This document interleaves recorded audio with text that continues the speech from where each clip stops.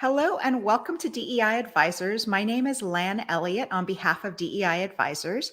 And today I am really thrilled that we have Davonne Reaves, the founder of Vesterr and also the founder of the Vonne Group with us. Vesterr is a crowdfunding platform which raises capital for commercial real estate. And the Vonne Group is a consulting practice that assists African Americans to become hotel owners and investors. So welcome, Davonne. Thank you so much, Lan. Thank you for having me.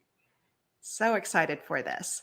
So Davonne, can you share some inflection points from your incredible career? And as we talked about, like I've been on panels with you, I've talked with you several times, but I'm really excited to hear your story, some of the inflection points, and also maybe some of the factors or skills that you think contributed to your success. Hello, everyone. My name is Davonne Reaves. As Lan mentioned, I am the founder of Vesterr, which is a crowdfunding platform, as well as the Vonne Group, both based out of Atlanta, Georgia. I've been in the hospitality industry for 15 years. I got my start off as a front desk agent working at the iconic Hyatt Regency Atlanta. So to all my hospitality folks out there, I'm pretty sure you probably made your way through the Hyatt Regency Atlanta. Okay. So I worked in the front office for about 6.5 years, and then I transitioned into corporate or the transactional side of hotels by working as a non-paid intern for a consulting firm based out of Atlanta, Panther Hospitality, now Horwath HTL. And then I was there for about 2 years. And then I worked for CHM Warnick, which is one of the largest, or probably the largest third-party hotel asset management firm. So I was there for about 2 years. Absolutely loved it, learned so much. And in 2017 is when I formed my own firm. I finally took that leap of faith into the world of entrepreneurship, and I created my own firm called the Vonne Group. And in 2020, I acquired my first property outside of working in corporate with Nassau Investments, which we acquired an 85-room home 2 suites in El Reno, Oklahoma. And in 2021, we acquired 2 more properties, the State Virginia Suites in Indianapolis Fishers and the Hampton Inn Suites in Scottsburg, Indiana.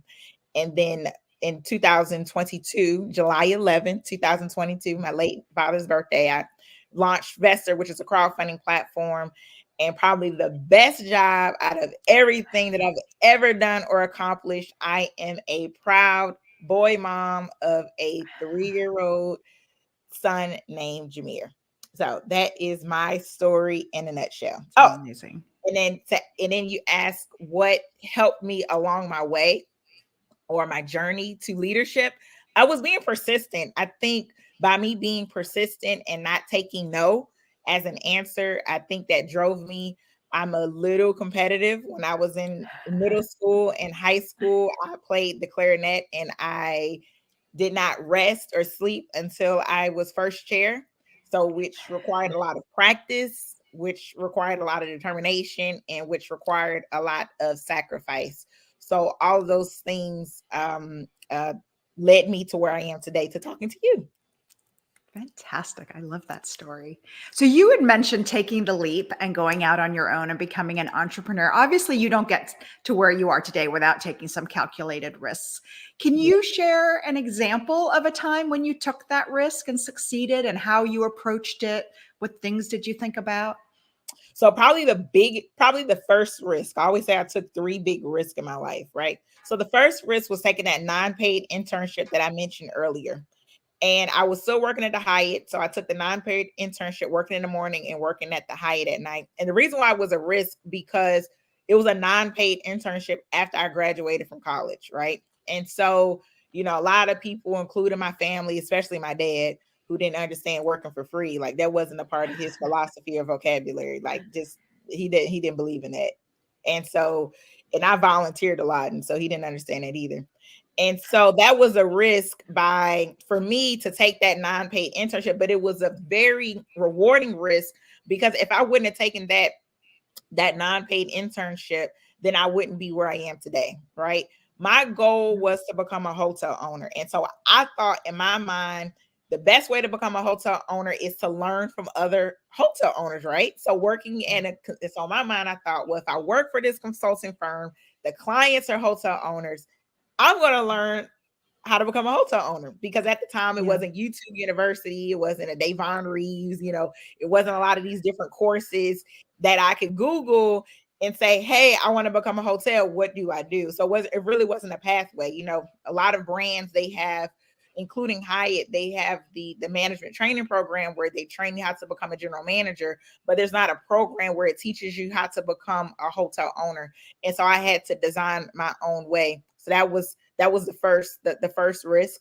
The second risk was me moving to Boston to work for C.H. Warnick. I've never been to Boston before a day in my life until I flew up there for my interview. I had no family, no friends up there. It was extremely cold, and I hate the cold to this day.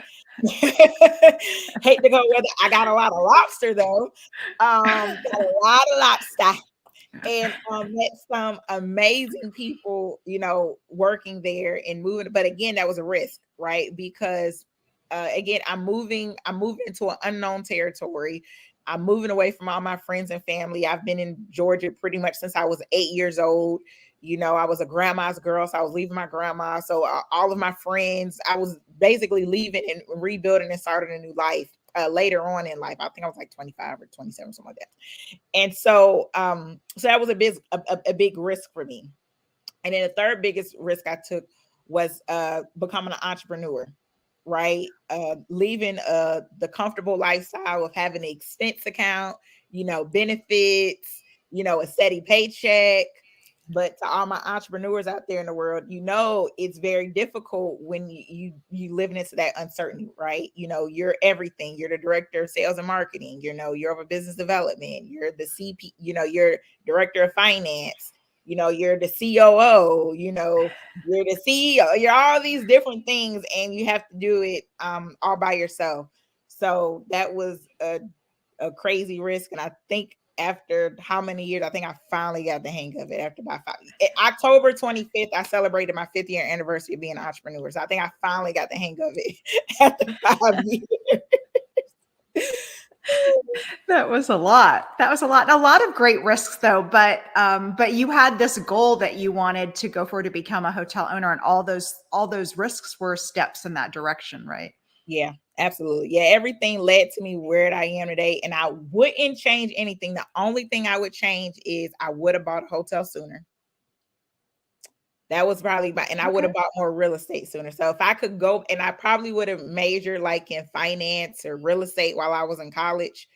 That's probably those are my regrets. But the non-paid internship, all the mistakes I made, hey, I'll take it, because I've learned from it. It's like, okay, this is what not to do, Davonne. Yeah, absolutely. So let's talk a little bit about networking. And for a lot of people, the idea of networking can be uncomfortable.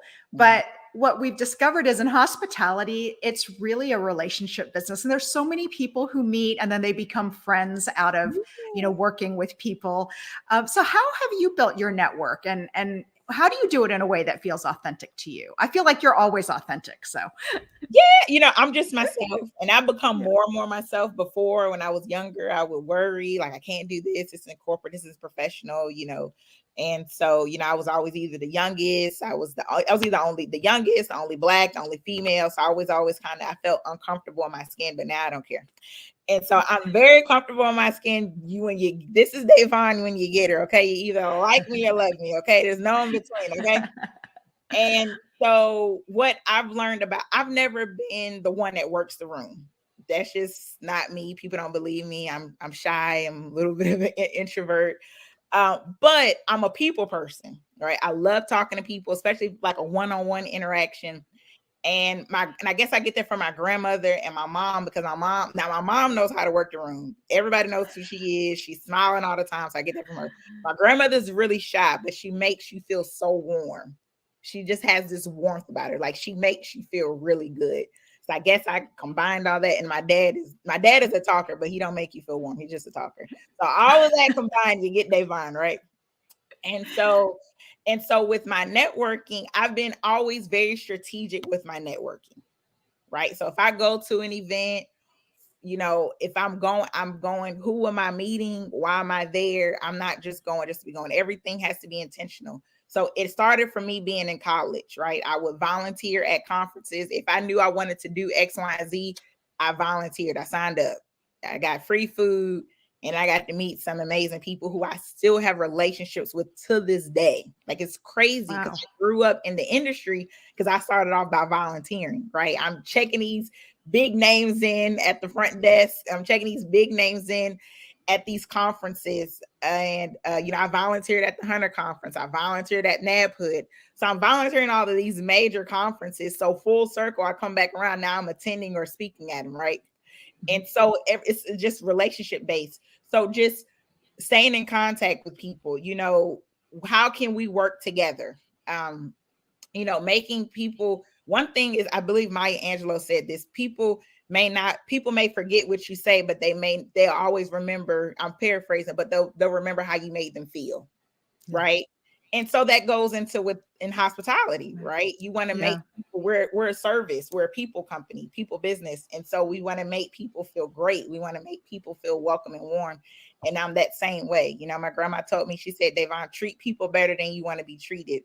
And so that's something that just stuck with me. And that's just what I try to do with everyone. That's fantastic. I love how many lessons you take from your family. I think that's really wonderful. Yeah. Let's talk a little bit about mentors. Have you had mentors or champions that helped you along the way? Oh my gosh, I did. And it's so amazing because, and I did it from, so mentor, it's always funny when you're younger, right? People always, because I get that question a lot, Davonne, how do you get a mentor? And mentorship, it should be organic, right? It should be organic relationship. It's kind of weird. It's like, hey, can you be my mentor? And I'm like, it's kind of weird. So how I was able to build my mentors, actually, people sought me out. So I was so fortunate. And they wanted to be my mentor. They would claim me. And I was like, claim away. I'll take it.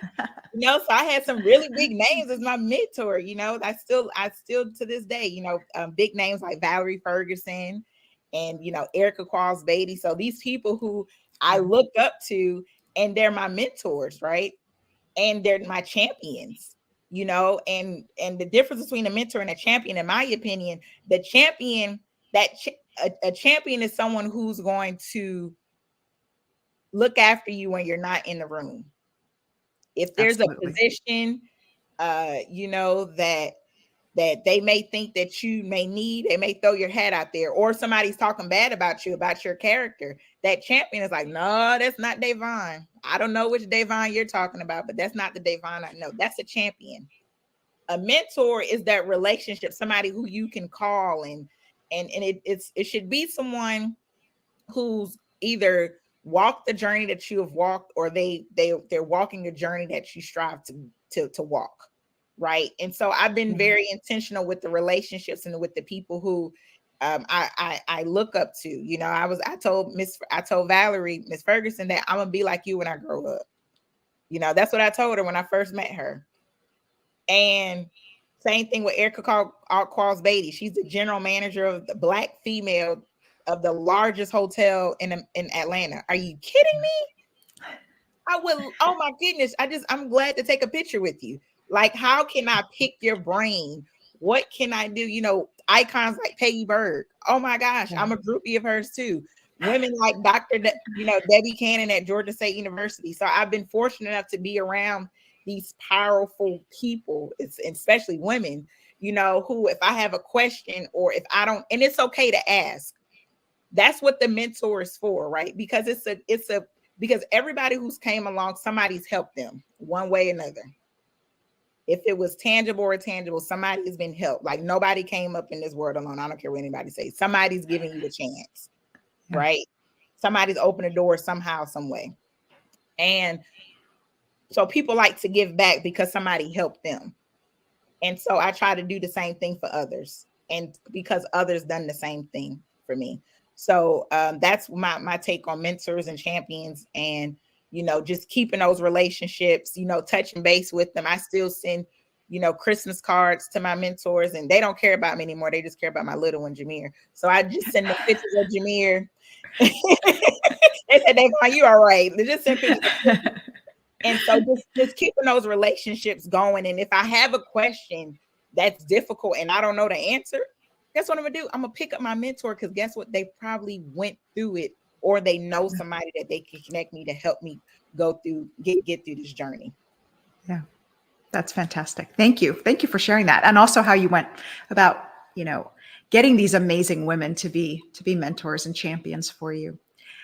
Let's talk about advocating for ourselves, because there's a common generalization that women aren't very good at advocating for themselves. And what would you tell our viewers or people who are struggling to find their voice to get something that they really want?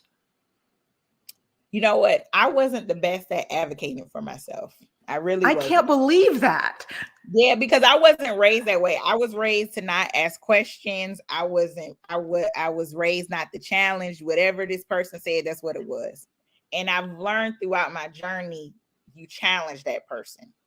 You ask questions. You do your research. Just because someone said X, Y, and Z, you need to double check it. So I've learned that.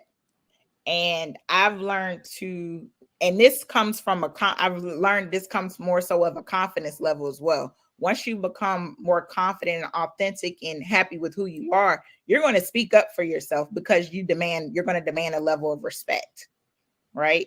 So you can't, and I've learned not everybody's going to advocate for you. So you have to advocate for yourself. And then sometimes people, they won't advocate for you because you won't advocate for yourself, right? If somebody is disrespectful, if someone didn't give you the job that you deserved, if someone, because you have to earn it a lot of times. And I hate to say it, with my generation and younger generations, it's a sense of entitlement, where y'all paved the way for us, so it's not as hard for us anymore. It's a little bit easier. It's maybe not all the way easy, but people like yourself, Lon, and Becky, and all the women that I mentioned before, they made it a little bit easier for us, right? And so some people have this sense of entitlement where they feel like they should just get it, and not where you have to work for it. And so working for it means speaking up. Hey, I deserve this promotion. And you come with your prepared facts. You come with your, look, I did X, Y, and Z. I increased X. This is what I did. And you come prepared, and you're advocating for yourself on why you deserve X, Y, and Z. And so I've learned this throughout my journey. And I got a privilege to work with, Fern Cantor, working with her at CH Warning. She was definition always advocating for herself. So being around women like that in the boardroom, so I'm young, I'm learning from these women who know this is how it should be done.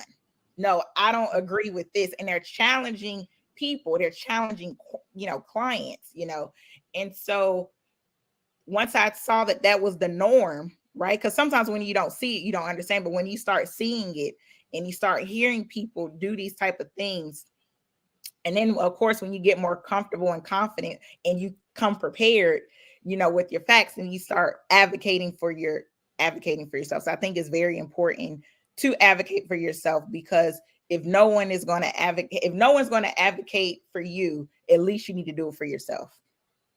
Absolutely. And it's so interesting what you said about you learn these things as you grow up. Maybe it's girls get taught these things, you don't ask questions, you don't challenge people. You need to be sweet and nice and quiet. And so there are these things you have to unlearn. And you are right that having a measure of confidence really helps to step up and be able to ask for those things that you deserve. So great points.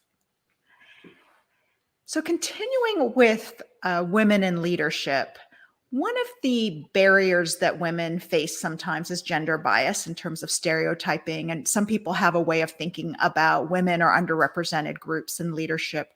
What's your advice on that, both for the company and then also for individuals who are in this situation? I strongly believe in diversity. I strongly believe in every C-suite should have a woman. And the reason why, because women, we get things done. Women are smarter than men. I will continue to say this, and no one's going to challenge me on it, right? Because it is the fact. Okay. Anything that has ever happened in the world, it has been some type of woman behind it. We may not have received credit for it, but everything that has happened is because of a woman, right? And I love the fact that we are starting to get more recognition and more companies are starting to realize that, okay, we need to have more of a diverse culture. We need to have more diverse leadership. So things are definitely changing, right? Matter of fact, I just had a meeting earlier today, and it was a gentleman who told me he started a company and everybody was men. Everybody in the company were men. And I said, it wasn't successful, was it? And he said, no. He said, I had to close it down. I said, because you didn't have any women. He said, you were right. I said, y'all didn't get any done. He said, no, how did you know? I said, because you didn't have a woman in there. Right? Everybody thinks the same. There's a lot of egos. Women, we get things. We're the ones that literally get things done, and we have a different perspective. So, so leadership style, I've learned to become a better leader because I was a bad employee. I didn't realize I was a bad employee until I became an entrepreneur. So to all my bosses, I'm like, so sorry. I was a horrible employee. I was okay. I was a lukewarm employee. I didn't know that. So I became an entrepreneur. And so my leadership style has helped me. From me working in entry level positions have helped me because I remember what it was like to be a worker or to be an employee. I remember what it was like when my voice wasn't heard. I remember what it was like when my opinion didn't matter, or I didn't get a promotion, or I didn't felt like I was taken care of as an employee. And the reason why I say it's helped me because with my hotels, I'm so grateful for my employees. I speak to them. I talk to the housekeepers and ask them what do they want to do in life? How are their kids doing? I talk to every time I go to the hotel, I'm going to talk to somebody. I'm going to ask them how their day is going and what are their goals in life, because that's important to me. Because you know what? Because of them, I'm able to do what I do, right? They're the ones that are working 24 hours a day. They're the ones that are sacrificing. They're the ones on the front line during COVID. And the least I can do is say thank you and talk to them and treat them as a person. And the reason why I do that, not only because how I was brought, because I remember working in a hotel and what it was like. When my employees that I have now, I want to hear their opinions. What do you think? What can be done what can we do to be done better? I want to hear your voice. What are your goals? What are you trying to do? Because when you take care of your employees take care of you. And so my leadership style is based off of that. I'm firm. I'm the boss, but I want to hear your opinion. I either agree, I don't agree with it. But the thing is, I want to hear what you have to say, because no one person can't do what I'm doing now. It's impossible. And I had to realize that in order for me to sleep at night and take care of my little one and be allowed to talk to you, I have to have employees and I have to have a team. So I've been learning, and I'm still learning how to be an effective leader and how to manage all of these different things. So bringing people on who complement my weaknesses. I'm not a process person. So guess what I need? I need a process person to help me, right? So I'm learning all those different things so that way I can become a better leader and a more effective leader. That's fantastic. I love that advice. And also just advocating for the diversity on the team, because different people bring different things to the equation, and they might bring different skills that you might have. So it's terrific. So we've heard a lot recently about developing a personal brand, and you are one of the people in our industry who's done a great job of establishing a very distinctive personal brand. I think maybe the most memorable LinkedIn post I've ever seen was you dancing on your balcony when you were getting ready to announce. It was pre-announcement, so it was kind of like coming soon. But you were you were getting ready to announce the launch of Vesterr, your crowdfunding platform. How would you describe your personal brand, and how did you create it? Just what you just said, memorable. I want you to remember Davonne Reaves. When you think of hotels, I want you to think of Davonne. When you think of crowdfunding, I want you to think of Davonne. So I've always been different, right? And going back to to being my authentic self. I was always different, but I didn't want to be different because I would be left out and, no, that wasn't cool. But now I don't care. I'm going to be different. I'm going to be Davonne Reaves.